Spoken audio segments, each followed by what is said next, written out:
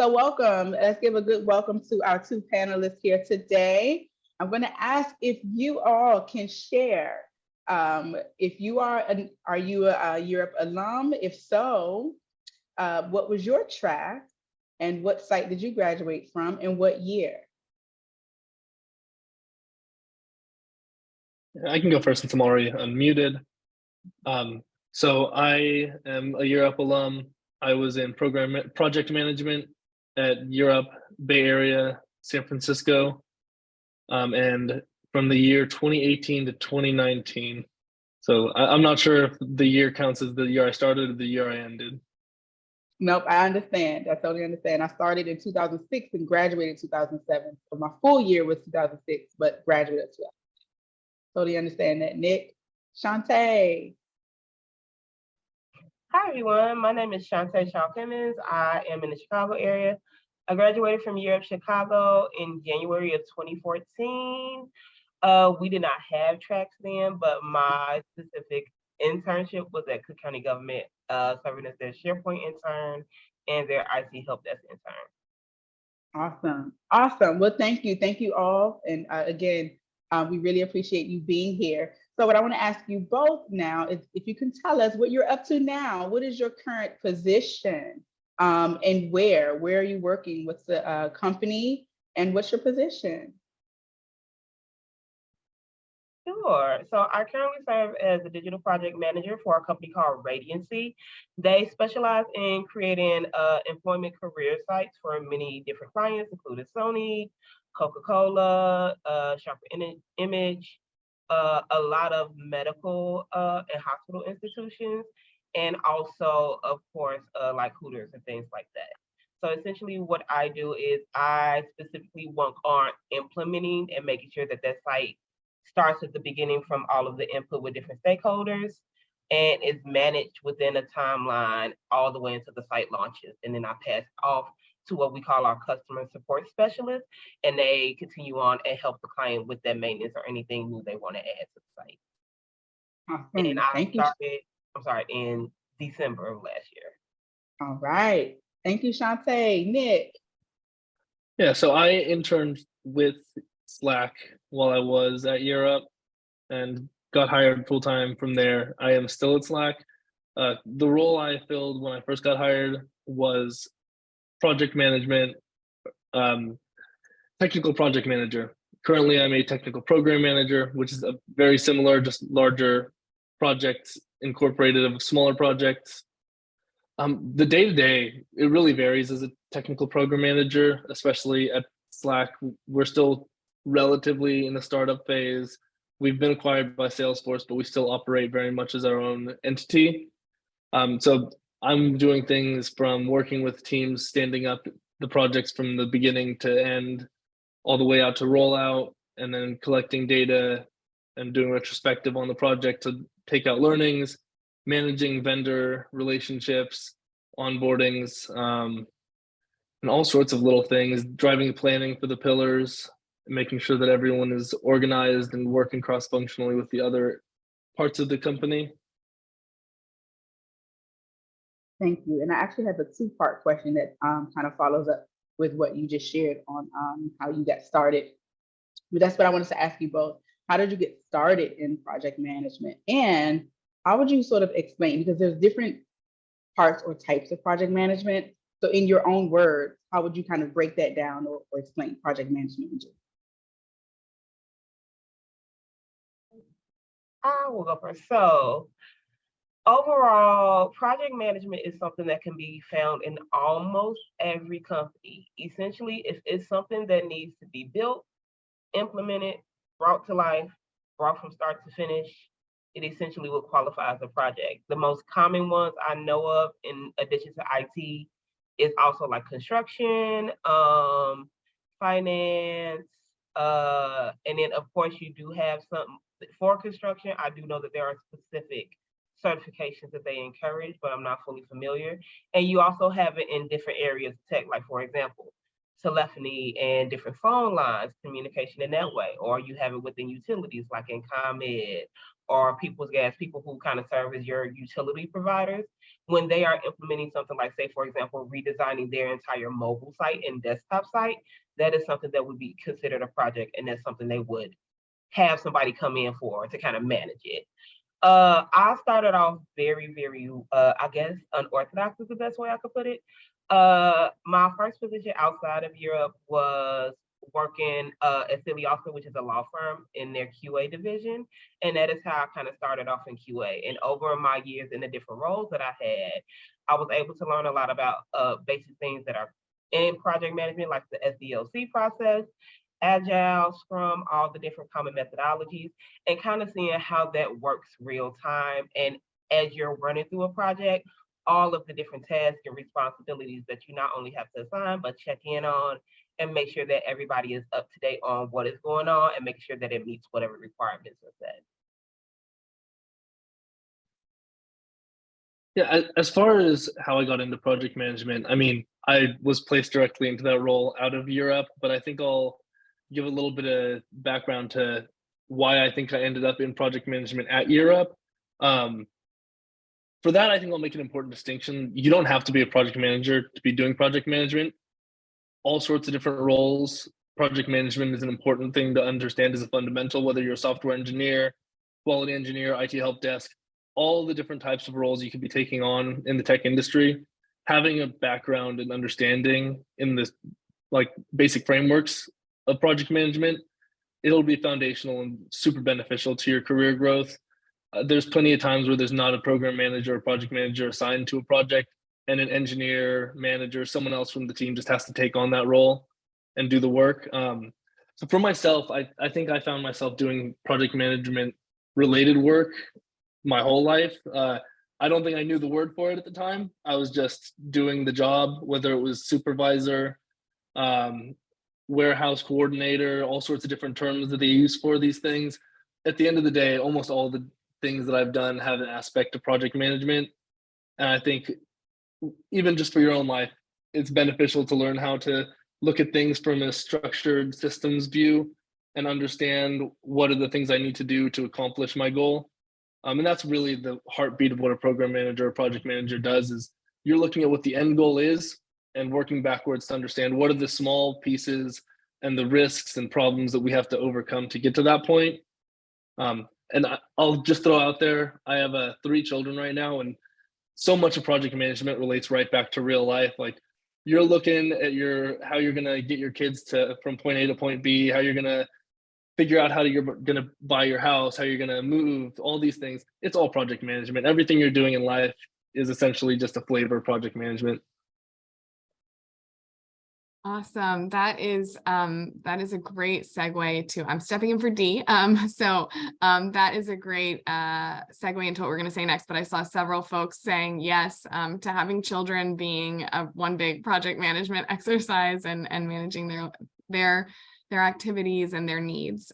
So as you talked about a little bit there, that like so many things are, what are some of the entry level, or what are some of the skills or maybe transferable skills that you think of for someone who may be on the line right now who's interested in pursuing project management and trying to kind of assess what they already have going for them that could be project management skills?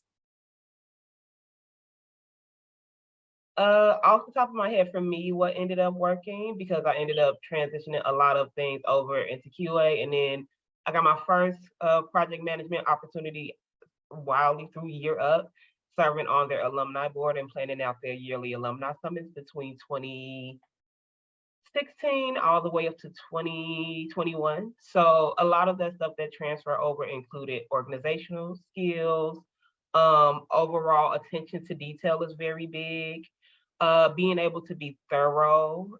When I say a lot of these things, there is no one set way to be organized. Whatever works best for you to manage different tasks and different responsibilities that works with your flow, that is efficient, I think that is what takes precedence more than the method. Because say, for example, me, I'm a person who I know that I am more proactive towards the later half of the day. So I specifically plan out focus time to make sure that I have that time to kind of update my tickets, update different timelines, update comments for concerns people have. If I have to write up a specific kind of punch list outlining everything that was discussed in meetings earlier that day, I'm typing all that out and sending it out. The other thing that I would also highly suggest is making sure to find a way to take control of your time in a way that's beneficial for you, but also beneficial for your team. You are going to be working with a lot of different departments, so make sure that you are being very warm, friendly. Pretty much a lot of the soft skills that Europe has like shown me and taught me, a lot of that today is why I've been able to manage good, even if I've had like peaks and valleys in my career, and I really appreciate them for teaching me that. Yeah, I second everything already stated. The soft skills are integral. I think the technical side of being a project manager is important.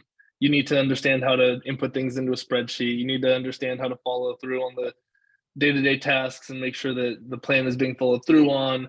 Communication is huge in project management, whether it be that you're letting your stakeholders know there's something at risk, or just giving project updates. It's a really important part of your brand, is being someone that they can depend on. In general, dependability, I think, is one of the biggest things as a project manager.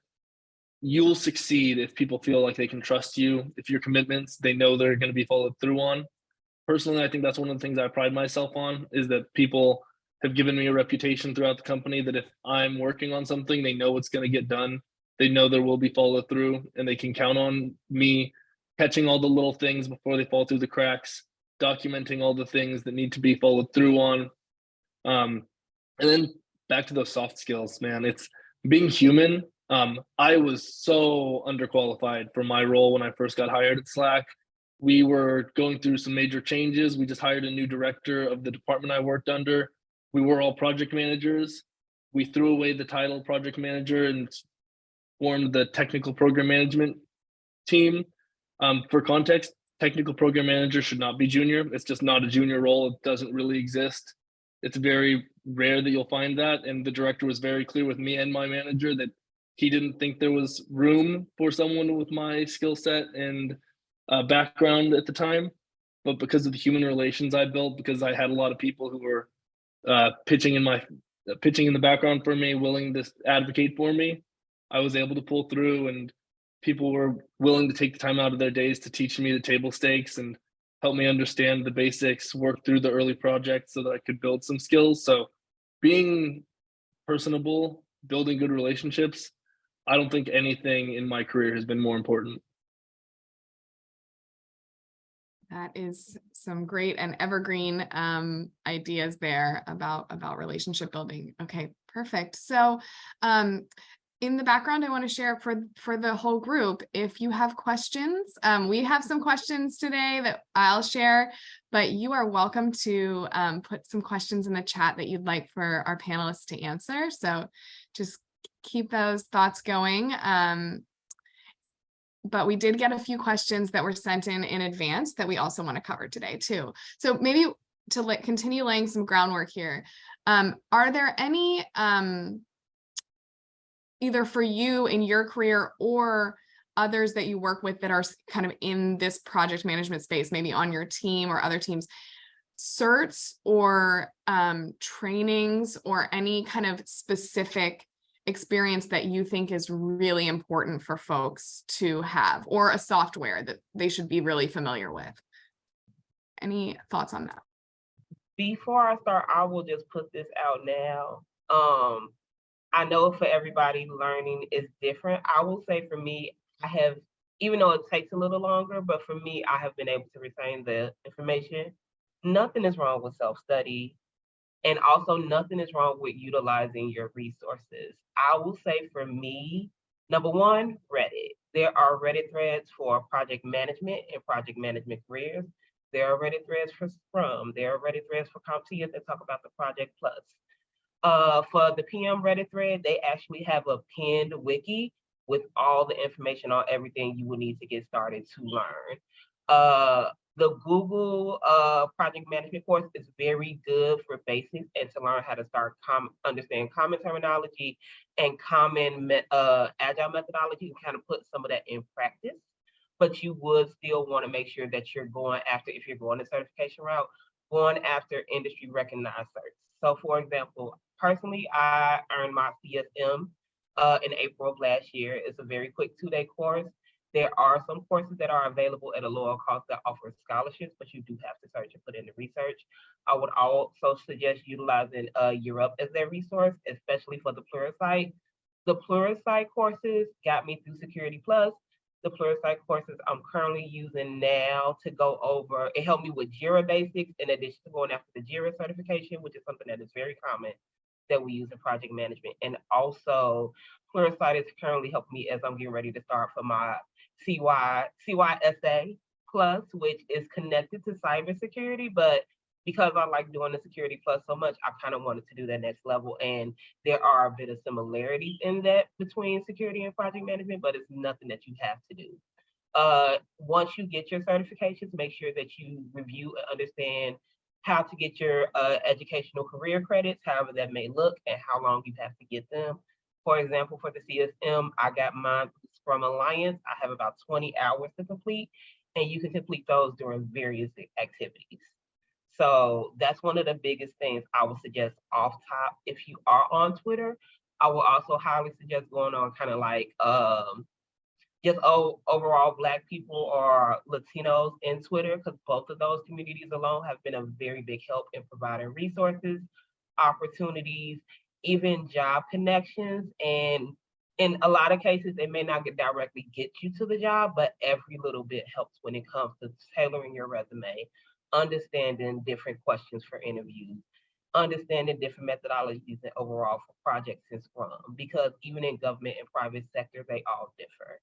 And I'm gonna stop because I don't want to go too long-winded. That was amazing overview. So I wanted to just define a couple terms because I heard you say a couple of certifications and people may not be familiar. So you said you got your, so you first talked about, so summarizing here, you talked about Grow with Google as a good entry-level project management course. And then you said you got your PSM, right? I have my CSM, which is Certified Scrum Master. Certified Scrum Master. Okay, awesome. And then you said you're working on your, is it CYSA Plus. It's from CompTIA and it's essentially for intermediate level security analysts to ensure that not only they understand the proper protocols in regards to the different facets of cybersecurity, but also making sure that you understand as an analyst and a leader what you should be looking for and taking into consideration when you are going over security compliance within your company. Awesome. Thank you so much for sharing so much wisdom with that answer. I see we have some more questions, but I want to give Nick a chance to just weigh in on that one as well before we move on to some questions. And thank you for raising your hands or putting in the chat whatever you're comfortable with. We will definitely go both places. So, all right, Nick. Yeah, I mean, I'll speak for myself, and I'm assuming this is relevant for most people in this room, if not everyone. I don't have a college background. I went to college, didn't get a degree, and had a couple random credits in my back pocket, but nothing that could be applicable to the working life. So I would definitely say that getting certifications is integral for people like myself to be able to show that we have these skills and qualifications. Other than that, the big thing is just building years of experience in an entry-level position and beyond. But beyond that, the certifications are important. For myself, I have the CSM, ACSM, PMP certification. So PMP, I think we already went over, Project Management Professional, CSM as well. And then ACSM is just Advanced Scrum Master. Once you've done, I think, 2 years as a Scrum Master in an organization, you can take the next step up. And I'm currently taking, gosh, I can't remember what it's called, the CAPM, sorry, Certified Associate in Project Management. Just because, to be honest, I feel like I'm still missing a lot of the basic foundations of project management. There's always more you can build on top of that, and they are beneficial. A lot of it is repetitive, especially when you've been doing the role, but there's little nuggets of wisdom you get in there. I'll also build on what Shantae already said, you don't have to take these courses to get the early ideas. I use a lot of LinkedIn Learning to start off for myself, and the reward system was kind of nice. And you do get the badges in LinkedIn, which people will acknowledge to an extent. And then books, honestly, like I read tons of books early on. There's a book for everything related to project management. I don't know if maybe there's a group I can share some of the ones I like with Hannah and the others later, and they can share with the rest of the group. But there were some books that I still just flip open. In fact, I'm pretty sure I have one like that I keep in arm's reach at all times called Making Things Happen, Mastering Project Management. And like, I just go in the index there whenever I'm stuck on a problem. I don't understand how to approach something, and I'll find a chapter that'll help me understand it better. Awesome. Great. I tried to capture all of that, and we will definitely make sure we get all your recommendations and send it out to all attendees and also all of our registered folks who will get to watch a video recording of this. So wonderful. All right. So we'll go to our first question. Andre. Yes, hello, Shantae and Nick. Thank you all for joining today. So I got a two-part question, right? So I used to be a project manager about 4 to 5 years ago. When I was doing that, I believe at that time they were moving away. This is when like Agile started to really like hit the ground running, and they were stepping away from waterfall methodology, right? So my first question is, has that transition fully happened now? Is the project management space like solely running off of Agile methodology? And then also too, for someone who's looking to break into that field, who may not feel confident enough to start going through and trying to obtain some of those certifications right away, is there any free resources that you could mention that they could start to just get familiar with some of those methodologies like waterfall and Agile? I will say for free resources, I know the Google course certification does have that kind of add into it. I would say check with different sites. Like, for example, I believe Coursera has a scholarship program available. There are different technology-based foundations and groups for people of color, women, that, for example, Blacks in Technology, that provide ongoing scholarships to take that course, and you can choose it. YUPRO also does support for that. Again, the Pluralsight is free. Last I checked, all you have to do is request to them that you can use it, and you make sure that you're using it every 30 days. And it's totally free. I have been using it at least since end of 2020. And I am still on it and still haven't had to pay for it. And all of those are industry recommended. In regards to waterfall from Agile, honestly, truly, at least in my experience, and Nick, feel free to add, every company does whatever methodologies they do differently. They follow like the bare bone structure, but it's always a tweak or something in it, and it does depend on the company. What I would encourage you not to do is not get discouraged by the fact that that shift is happening. If anything, look at it as another opportunity for you to also shift with it. And because there are a lot of free resources available, start looking into those, getting familiar with the terminology, understanding the baselines, and kind of work your way up from there. Yeah, as far as free resources, I'd say Google search and blog posts is one of, I do so many Google searches and just read blog posts from other people in the field, and it's a great free resource. And what's beneficial about that is it's like real life, real time information. You're seeing what someone actually did for an actual project or for their actual company.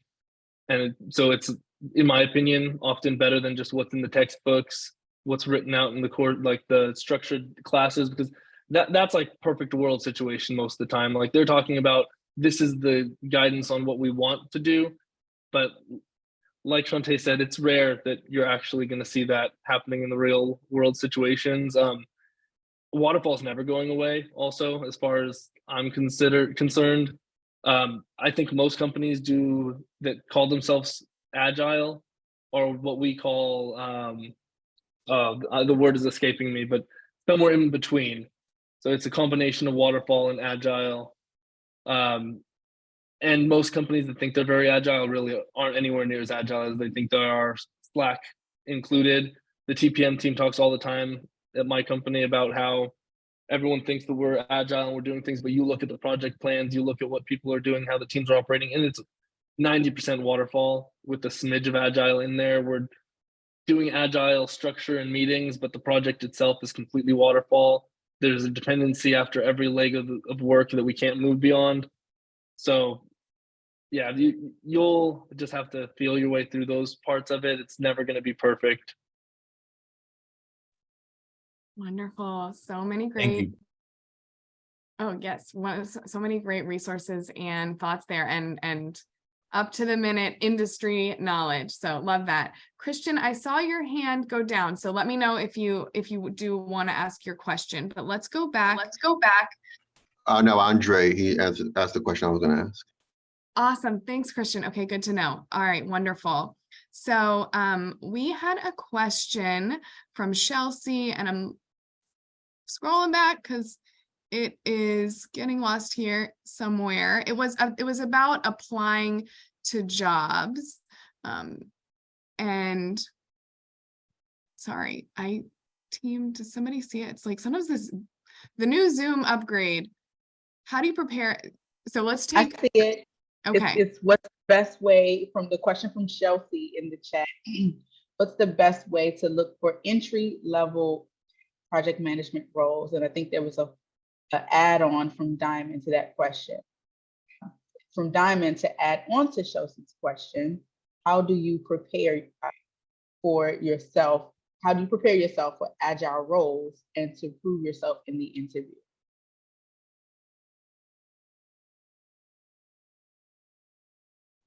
So I will, for full transparency for me. So between, I ended up having with everything that happened with the pandemic, I ended up being out of work for roughly about 2-ish years. But I was able to add on the volunteer work I was doing with Europe at the time and explain how in that role, it was essentially project management. Because I was essentially doing event management, but I used a lot of project management principles to help. I ended up getting a role with a startup. Unfortunately, because of everything that happened last year with the startup, I ended up having to get back on the job search towards the tail end of the year. Number one, LinkedIn. I know the other sites are nice. I do appreciate them. They are great. But LinkedIn has been one of the biggest tools and helps for me in my job search. And a lot of that has been because my profile is updated all the time. You don't have to do all the long posts. I understand those are very frustrating. Honestly, I would just suggest following things that you want to see within your timeline and just doing a quick like or interact with those. And then just overall making sure, and I'm trying to do a better job of this myself, at least every quarter, go on your LinkedIn and go on your resume and make sure that you're updated with whatever relevant experience that you have.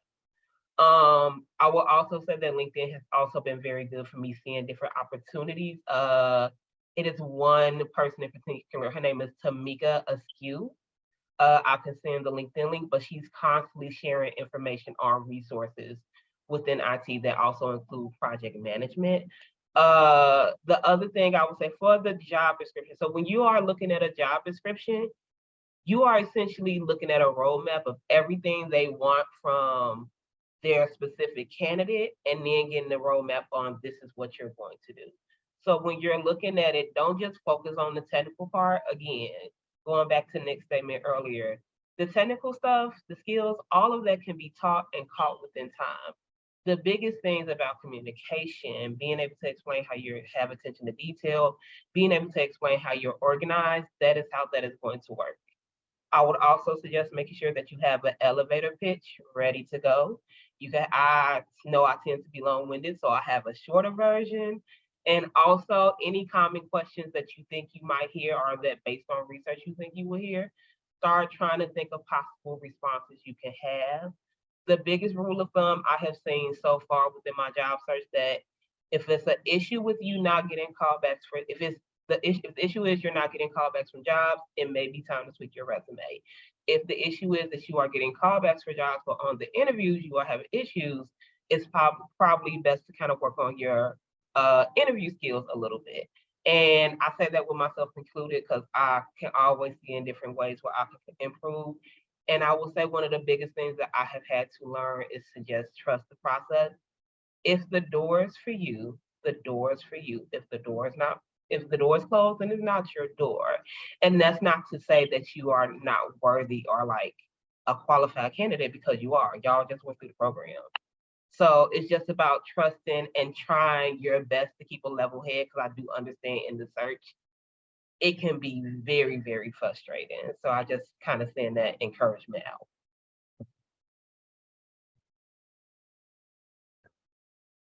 Yeah, totally agreed. I think one thing I'll call out here is, as far as entry level roles in project management, I'd highly advise being open to coordination roles to start with.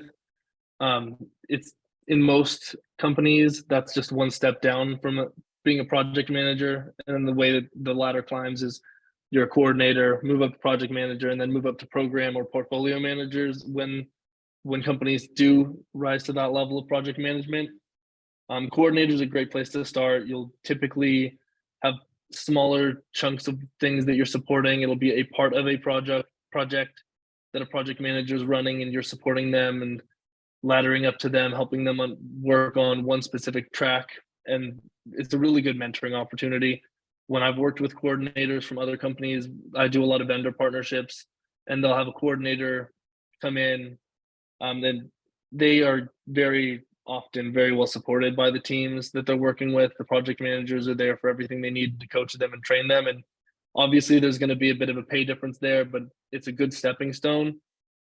To tie into that, one thing I highly advise when you're building out the career is, once you land something, coordinator, entry level associate project manager, if you haven't already gotten some job experience, try to stick that one out at least a year or so.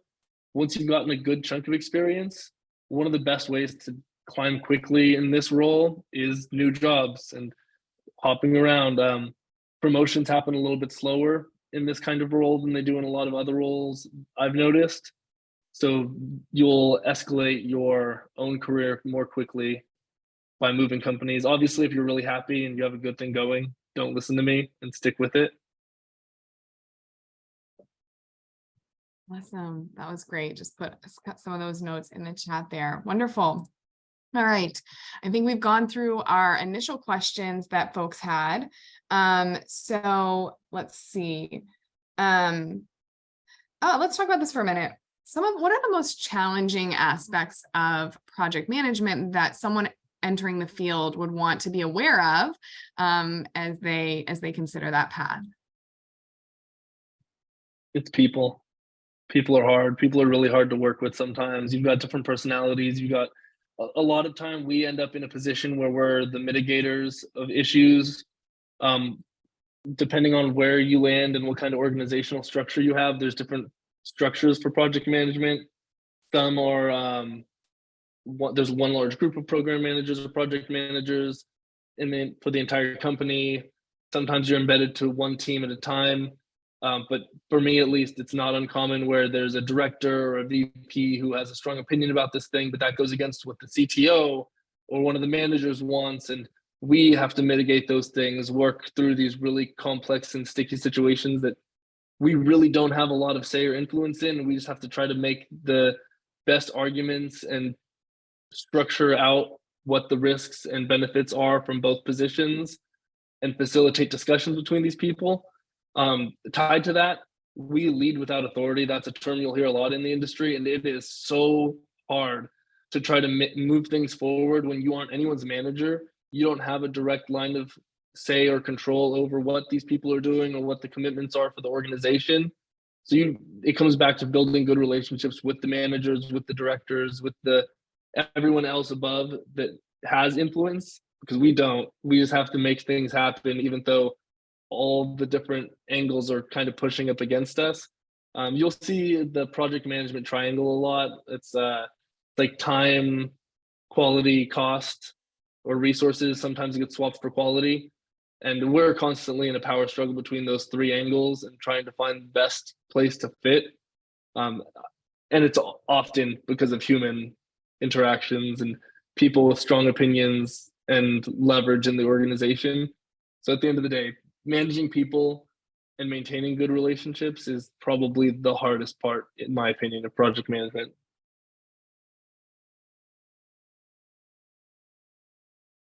I'm sorry. Everything that he just said, 1,000%. The only other thing I would add is that that's where a lot of the soft skills in regards to how you approach and communicate people comes in. What I do try to do is kind of have a level set, especially in this newer role that I'm in. I essentially see that I have to start off with each team because I'm dealing with different members and kind of level set from an understanding of, so hi, I'm still trying to make sure that I understand this particular working environment. And I do understand that there are a lot of moving pieces. So just to set kind of like a precedent, this is what I will make sure I will be accountable and do as we go through this process. And here are things that I would like from everybody else, so we can all kind of come to a collective and push through. Because at the end of the day, we have the same goal. We want this particular project to be implemented correctly and in ideal time for the client. So it's just really mitigating and finding that balance. Wonderful. That is so helpful to understand. And unsurprising, people are difficult. And I can imagine in this role in particular, people can be extremely difficult. So thank you for sharing those insights. Kind of on maybe the flip side, maybe not the flip side, but just what is something you're most proud of in your project management career thus far?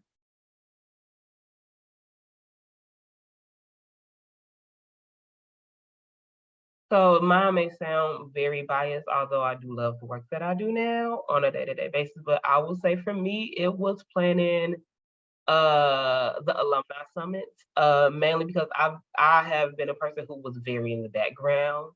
And that's just kind of where I like to be. But I will say getting that opportunity from Europe to not only kind of help with planning the alumni summit, but also bringing in things like the service project.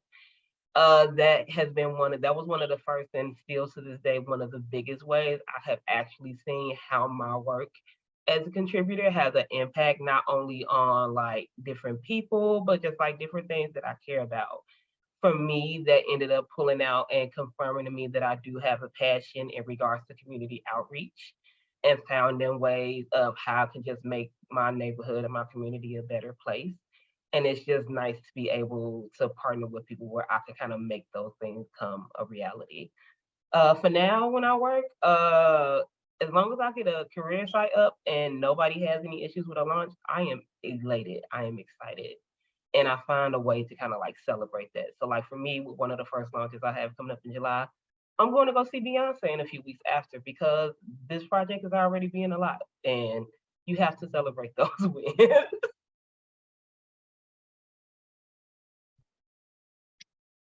You know, for me, it's probably, there's two product releases that I've worked on that I always thought were really cool and I've been proud of. One of the early ones that I worked on about 6 months to a year into being a program manager at Slack was we were rolling out to 3 new languages.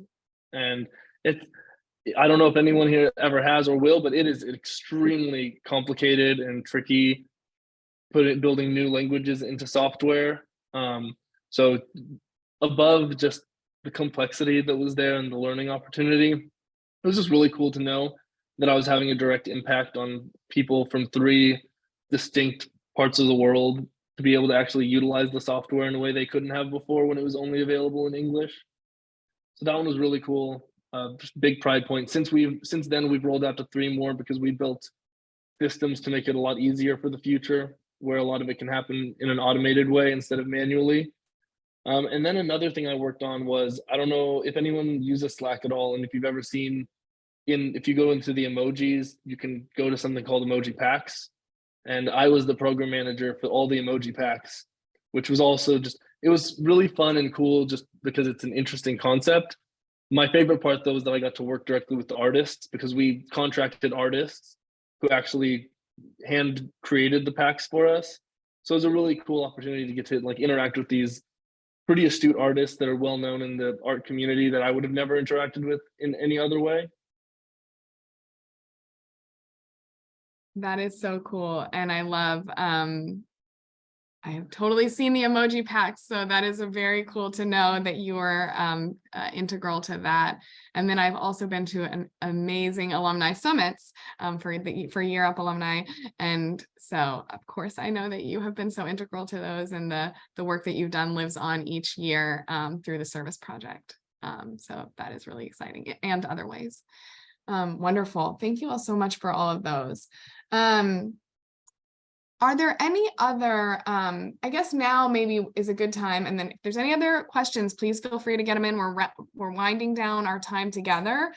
I think that actually there was a question that we do want to get to, which was your experience earning your Scrum certification. I know you shared that those were important. Any experiences that you want to share with that? It sounds like that was something that folks were really interested in. I think you did maybe you said, Shantae, you did a 2-day course. Is that right for that one? Do you recommend, I know you also said self-study is great too. Any recommendations y'all have about that Scrum cert and how to go about that? And then we'll close out with advice and guidance for folks generally. I will just say I highly recommend Mountain Goat software for the Scrum courses. They were the ones that actually created the entire concept from the start. You can take the class from the person who individually wrote the book on Scrum. So it's a really cool opportunity, and the price point really isn't that far off from what you'd be paying with almost any other vendor that has the certifications to teach the class. And I didn't take it with them, but I know a lot of people have, and I've looked at the content they received versus what I received, and theirs was significantly better and seemed like a funner class, and they had nothing but good things to say about it.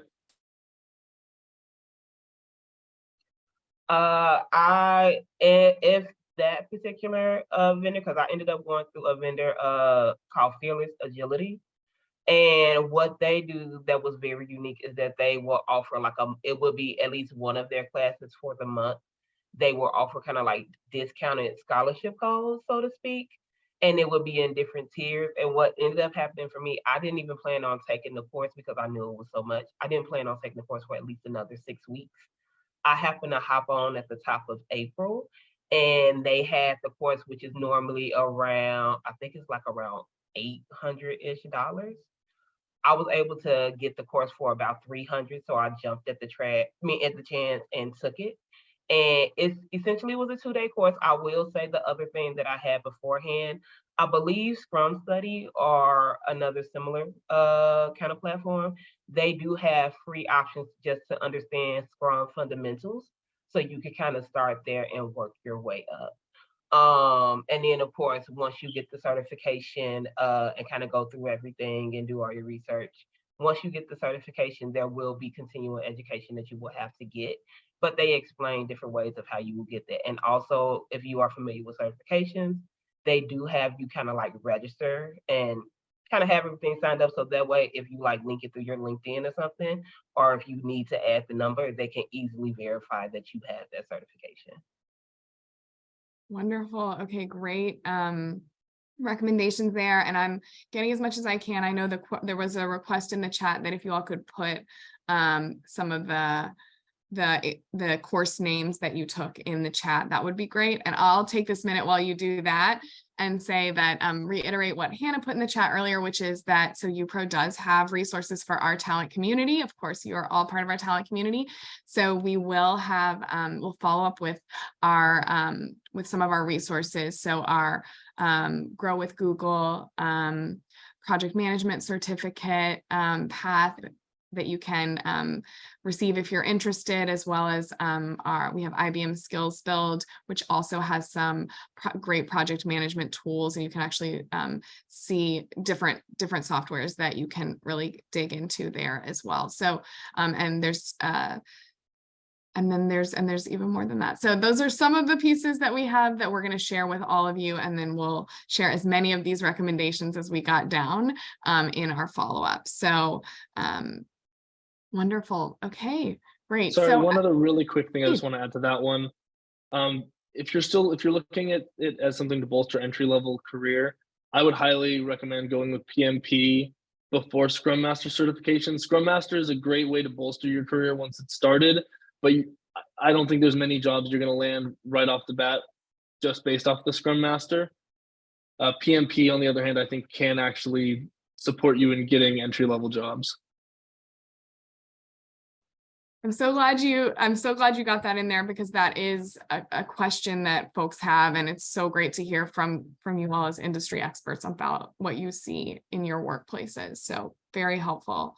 Wonderful. All right. So as we close out our time together, just some advice, maybe things that you wish you had known at the beginning of your career that you could share, or just how to persevere in the field. Would love to hear about that.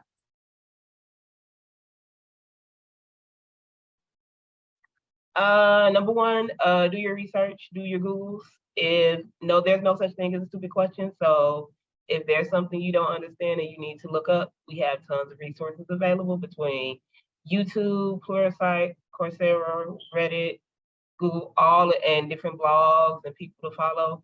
There is somebody who can find a way to explain the answer that works for you. Also, if there is a preferred way that you work the best, especially in regards to studying, if there's a preferred way that works for you to study, try to study that first, and do not get intimidated or feel like you have to work at the same pace as somebody else that you see online. I know, especially with certifications, a big thing people like to holler about is like dumps and stuff. Honestly, dumps are not going to be helpful, especially in something like project management, because it's something that you learn as you do, in addition to like having to experience, at least for me. And a lot of those fundamentals, you do need to make sure that you kind of keep in your back pocket, because project management, depending on where you go, can be very, very fast paced, and it's very easy to get overwhelmed quickly.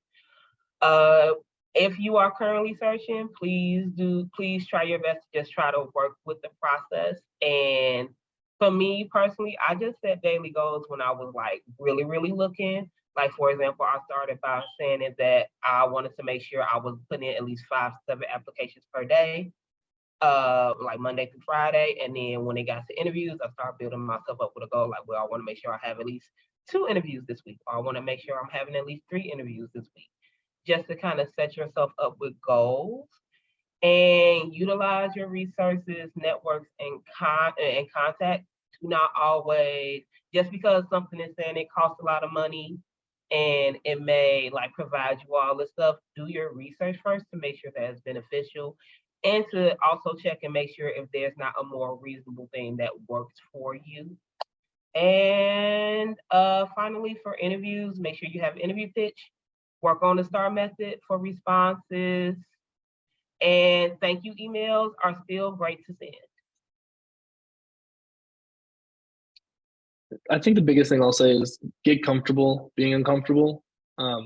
Imposter syndrome is real, especially for folks coming from backgrounds like us. It's not uncommon to not feel like you're in the right place in this industry and these career paths. People will learn to appreciate you, and you'll learn that you fit just fine.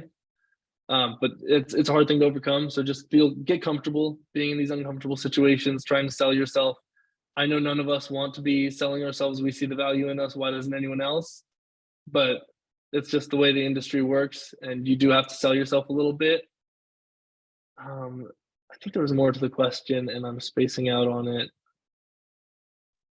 All of that was great advice. And if there's anything, let's see, and anything that the group, any other folks that would want to hear something in particular, but I mean, I think all of those pieces of advice from both of you are just so helpful.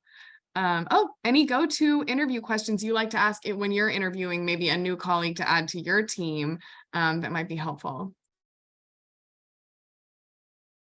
Thanks, Diamond. That was great.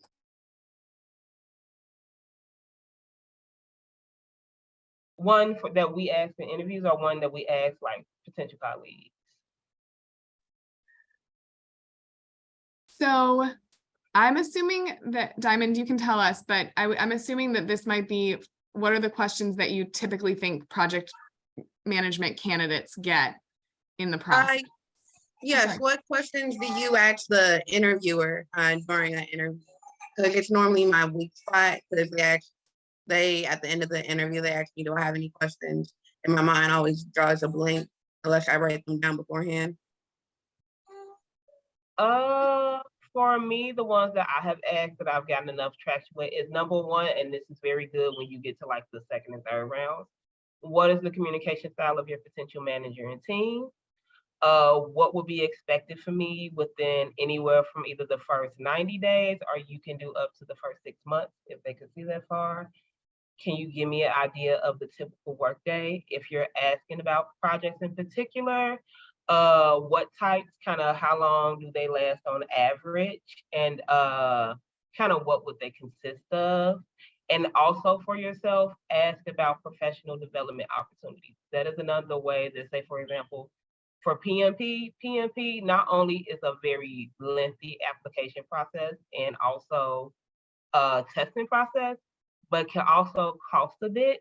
So if you can talk to them at the beginning and say, like, this is something that you're interested in getting down the road, ask about what professional development incentives that they have. A lot of companies do have that because that kind of helps with retaining employees.